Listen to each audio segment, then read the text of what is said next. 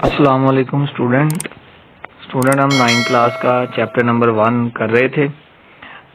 हम इसका question number 1 complete कर चुके हुए हैं। आज हम इसका क्वेश्चन नंबर 2 जो है वो स्टार्ट करते हैं। क्वेश्चन नंबर 2 क्या कहता है, represent the following numbers on number lines. आपको कुछ नंबर्स दिए हुए हैं, आपने उन नंबर्स को क्या करना है, रियल लाइन के ऊपर जो है वो रिप्रेजेंट करना है, नंबर लाइन के ऊपर रिप्रेजेंट करना है। जिनमें पहला नंबर आपको दिया हुआ है √2, और √2 के बारे में आपको स्टूडेंट पता है कि ये एक इर्रेशनल नंबर है, और इर्रेशनल नंबर जो है उसको हम डायरेक्ट रियल लाइन के ऊपर ड्रॉ नहीं कर सकते। इसलिए हम क्या करेंगे, इसको with the help of the geometry जो है वो ड्रॉ करेंगे। तो मैं लेट्स सपोज मैं कर लेता हूँ कि मेरे पास एक ट्राइंगल है, मैं ट्राइंगल एक बना लेता हूँ। ये जो ट्राइंगल मैंने बनाई है, तो मैं कहता हूँ कि उसकी जो नीचे वाली साइड है ना, ये वाली साइड, इसको मैं ले लेता हूँ 1, और जो BC है इसको भी मैं ले लेता हूँ 1, एंड देन मैं काउंट करता हूँ कि मेरे पास जो इसका हाइपोटेन्यूस है वो क्या आता है। क्योंकि ये नीचे वाली साइड क्या होती है, बेस होती है, ऊपर वाली साइड होती है आपके पास परपेंडिकुलर, ये होती है आपके पास हाइपोटेन्यूस। अब मैंने बेस को ले लिया 1, परपेंडिकुलर को भी मैंने ले लिया 1। मैंने चेक करना है कि मेरे पास हाइपोटेन्यूस क्या आता है। उसके लिए मैं यूज करूंगा पाइथागोरस थ्योरम। मैंने पाइथागोरस थ्योरम लगाया। पाइथागोरस थ्योरम क्या कहता है, हाइपोटेन्यूस का square is equal to base का स्क्वायर प्लस परपेंडिकुलर का स्क्वायर। अब हाइपोटेन्यूस तो मैंने फाइंड करना है। हाइपोटेन्यूस मेरे पास है AC, हाइपोटेन्यूस मेरे पास AC है, ये मैंने फाइंड करना है। बेस मेरे पास है AB, ठीक है, और परपेंडिकुलर मेरे पास क्या है, BC। तो ये मैंने लिख दिया AB का स्क्वायर प्लस BC का स्क्वायर। अब AB मुझे दिया हुआ है 1 का स्क्वायर, 1 दिया हुआ तो ये बन जाएगा 1 का स्क्वायर, और BC दिया हुआ है 1, तो ये भी बन जाएगा 1 का स्क्वायर। 1 का स्क्वायर लूंगा तो 1 आएगा, अगेन 1 का स्क्वायर लूंगा तो 1 आएगा, 1 प्लस 1 मिलकर बन जाएंगे 2। इस साइड पे आपके पास AC का स्क्वायर चलता जाएगा। अब मैंने क्या करना है, AC चाहिए मुझे, इसलिए मैं दोनों तरफ लूंगा स्क्वायर रूट। तो मैंने जब स्क्वायर रूट लिया, इधर भी ले लिया और इधर भी ले लिया, इधर स्क्वायर रूट से स्क्वायर कैंसिल हो जाएगा तो AC बचेगा, और इधर एज इट इज √2 आ जाएगा। तो इसका मतलब है कि अगर मैं बेस को 1 लूंगा और परपेंडिकुलर को भी 1 लूंगा तो मेरे पास हाइपोटेन्यूस √2 आ जाएगा। अब हाइपोटेन्यूस मेरे पास √2 आ गया। इस नंबर को अब मैं रिप्रेजेंट करूंगा रियल लाइन के ऊपर। अब हम क्या करते हैं, हम इसकी अब जो है वो ना ट्राइंगल को ड्रॉ जो हमने किया हुआ इसको हम अब नंबर लाइन के ऊपर जो है वो रिप्रेजेंट कर देते हैं। हमने √2 को रियल लाइन के ऊपर रिप्रेजेंट करना है। तो let us draw a number line.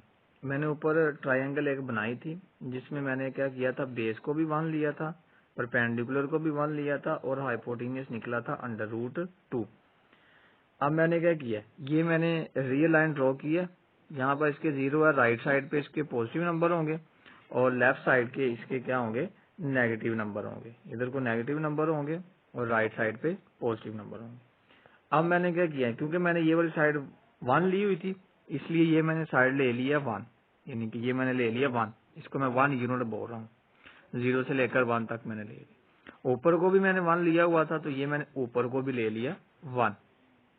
अब मैंने क्या करना है, अब मैंने A को C के साथ मिला देना है, तो ये मेरे पास एक ट्राइंगल बन जाएगी √2 वाली। ठीक है, ये ट्राइंगल बन गई √2 की।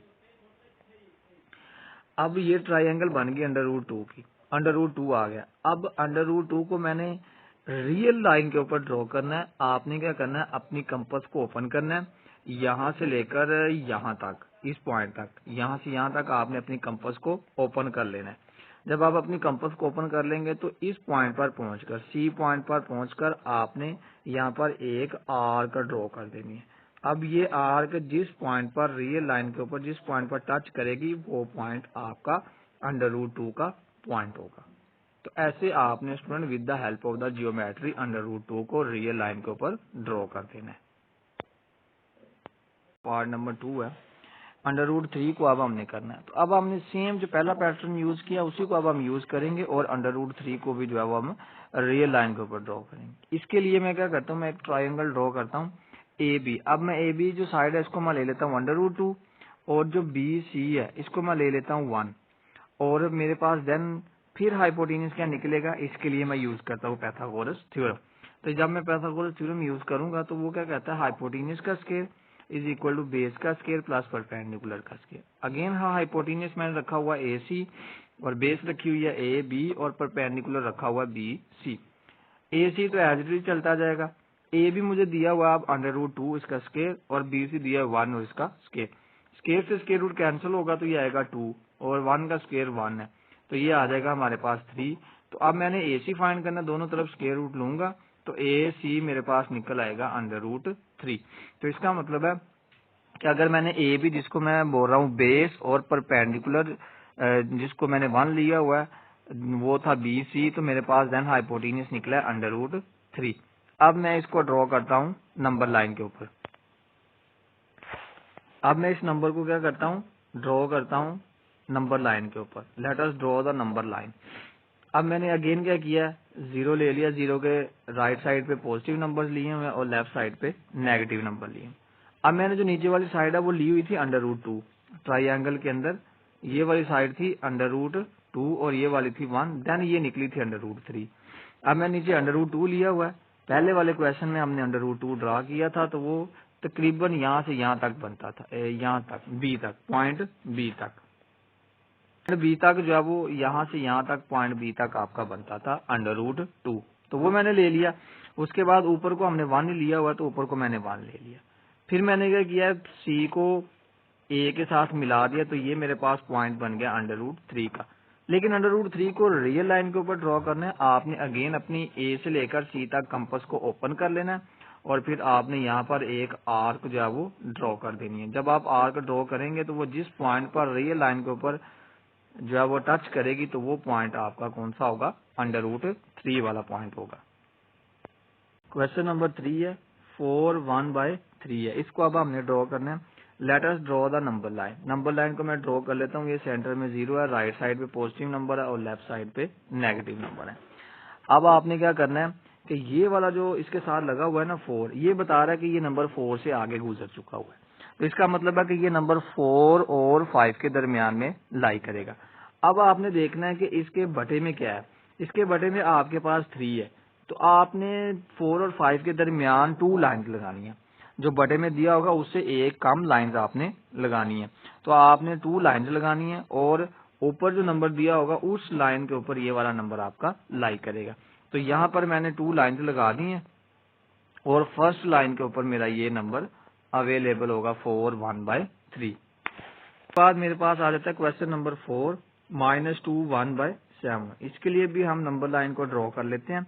तो ये 0 है, इसके राइट साइड पे पॉजिटिव नंबर है, इसके लेफ्ट साइड पे नेगेटिव नंबर। अब क्योंकि इसके साथ -2 है तो इसका मतलब है कि ये नंबर -2 से आगे चला गया, ये -2 और -3 के दरमियान जो है वो लाई करेगा। अब नीचे कितना है 7, तो यहाँ पर आपने 6 लाइंस लगानी है। तो दरमियान में आप जब 6 लाइंस लगाएंगे तो फिर उसके बाद जो फर्स्ट वाली लाइन होगी उसके ऊपर आपका ये नंबर लाई करेगा, तो ये फर्स्ट वाली लाइन के ऊपर आपका ये नंबर लाई कर जाएगा।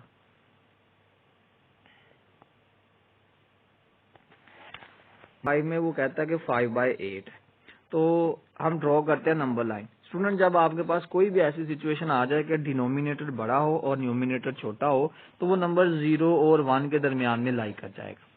ठीक है, तो ये नंबर हमारा 0 और 1 के दरमियान लाई करता है।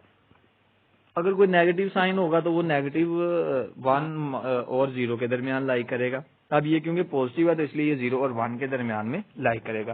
तो जो अमाउंट है उसके बटे में कितना है 8, तो डिनोमिनेटर में 8 है तो आपने 7 लाइंस लगा लेनी है। तो ये मैंने 7 लाइंस लगा ली है इसके अंदर।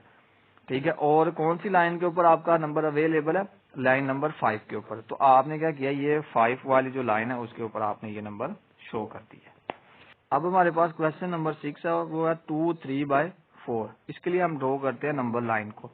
ये नंबर लाइन है मेरे पास, ये सेंटर में 0 है, राइट साइड पे पॉजिटिव, लेफ्ट साइड पे नेगेटिव। अब ये 2 बता रहा है कि ये नंबर 2 से आगे चला गया, इसका मतलब ये नंबर 2 और 3 के दरमियान में लाई करेगा।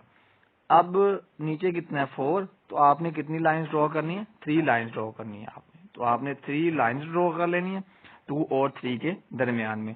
तो कौन सी लाइन के ऊपर आपका ये नंबर होगा, सेकंड लाइन के ऊपर आपका ये, थर्ड लाइन के ऊपर आपका ये नंबर जो है वो मौजूद होगा। तो तो इसके अंदर आपने ये थर्ड लाइन के ऊपर ये नंबर बना दिया।